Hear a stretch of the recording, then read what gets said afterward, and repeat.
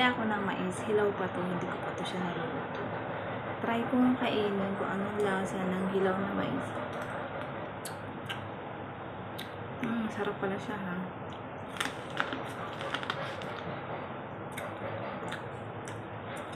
Matamis siya, guys.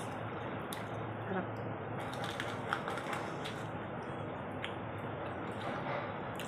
Try ko lang. Hilaw pa to.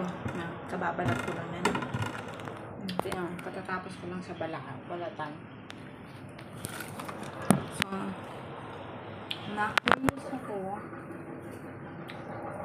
ako kung anong lasa ng hilaw na mais.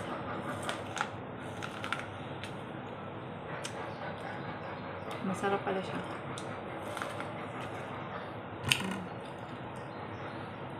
Hindi ko pa ito niluto. Kababalat ko lang yan.